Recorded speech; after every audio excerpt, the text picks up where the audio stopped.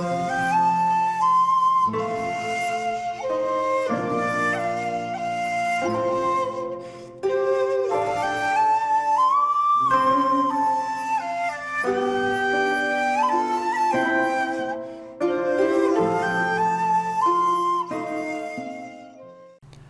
there, this is Solitary Ronin from Solitary Ronin Films, and welcome to our random review. Today we're going all the way back to 1996 and Dangan Runner, directed by Sabu from 1996. As I say, this is on Third Window Films. In my ignorance, I didn't actually realise that Sabu was the directing pseudonym of actor Hiroyuki Tanaka that I have put an image of here. So if you've seen Ichi the Killer, you'll probably recognise him. But as I say, in my ignorance, I didn't actually realise he directs under the pseudonym of Sabu. This stars a bunch of familiar faces if you're used to watching Japanese films from the 90s into the 21st century. People like Shinichi Tsusumi, Taguchi Tomorrow, Diamond Yukai and Ren Usugi. And again, in my ignorance, I hadn't actually realised that Ren Usugi had died in 2018 at the far too young age of 67.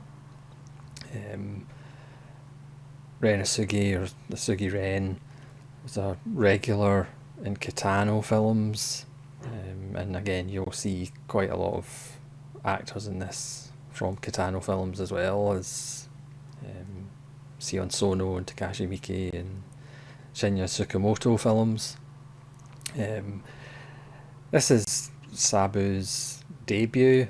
It runs at 82 minutes, but he says himself he needed to kind of stretch out a little bit, because if it wasn't 80 minutes it wouldn't get, it's not a feature film.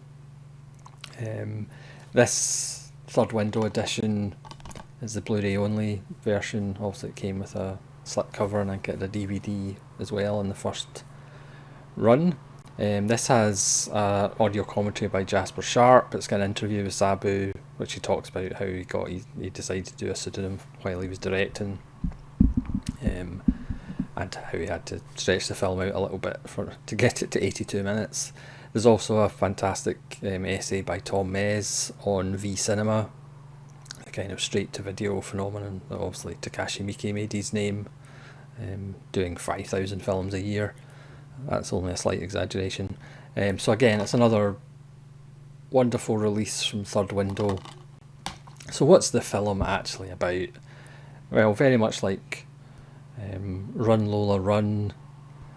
It's a mix of Run Lola Run and Robert Bresson's L'Argent, as well as a satire of machismo and what makes a man, and the kind of ridiculousness of violence and, gangster life, and to be a man you have to be tough and hard and all of that nonsense. So there's really three principal characters. A kind of loser, if you will, who's unsuccessful at everything he does. He works in a restaurant, but he's not very good at that, and he decides to rob a bank to be manly.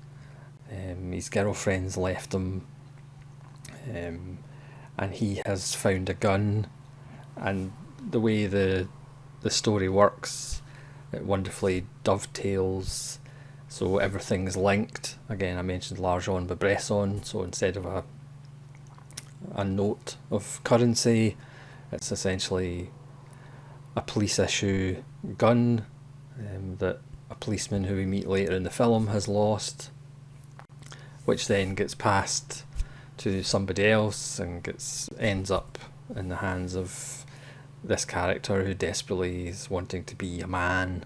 And obviously, to be a man, you have to engage in violence. But So he builds up to try to rob a bank, but he fails at that as well. And he goes into a convenience store to get a replacement mask, so he's forgotten his mask. But the only mask there is a child's mask. And in the event, he gets involved with the cashier, who's played by Diamond UK, who is a real rock and roll singer in reality, but plays a not very successful rock and roll singer and drug addict in this film. And things happen that force Diamond UK's character to start running after the little man who's trying to be a proper man. And then we meet Shinyuki Tsumi's character, who is a Yakuza. We all see in flashback these characters' stories, and it's all about, being successful, being a man, living up to, in this case, the idea of what a Yakuza should be. And we see that he perhaps hasn't measured up recently. So it ends up being a three-way chase that runs all day and all night. And again, it just becomes more ridiculous. We also have the kind of background of the group of cops who, as I say, one of them lost his gun. So they're heading in the same direction. We also have the two rival Yakuza gangs and an event that happened to put them at odds with each other. So it all kind of comes together at the end, and again, a kind of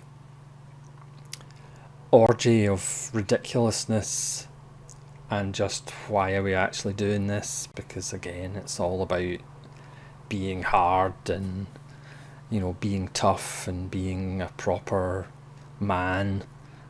You have to do these ridiculous things.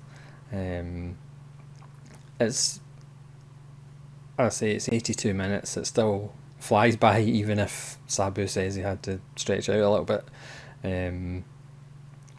There are some wonderfully funny moments, apart from obviously just the kind of ridiculousness of the whole thing of three men chasing each other for hours on end. But it just works. But as I found out that Osugi Ren actually died in 2018, he has some wonderful dialogue about how you die and how a Yakuza should die and things like that. And it is actually quite moving when you realise that he actually died in 2018, which again, in my ignorance, I didn't realise that I had. Because I've loved all his work in Kitano films, for example. He was Kitano's partner who ended up getting paralysed in Hanabai and became an artist. So this is just absolutely wonderful. I would highly recommend it. It's just so well done. Again, it works as a kind of chase film, but again, it just has that satirical edge to it. Just the whole ridiculousness of three men chasing each other across Tokyo. And again, it works on a lot of levels. There's some familiar faces. There are, as I say, some humorous touches.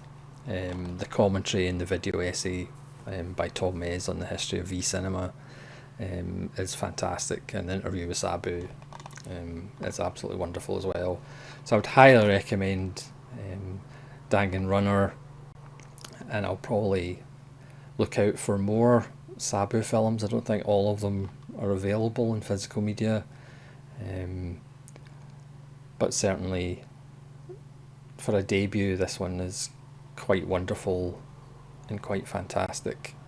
So thanks very much for watching this random review. Please let me know if you've seen Danganronpa and what you thought of it, and hopefully you'll join me again for more random reviews. This is Solitude Ronin. From Soldier on Films, saying farewell.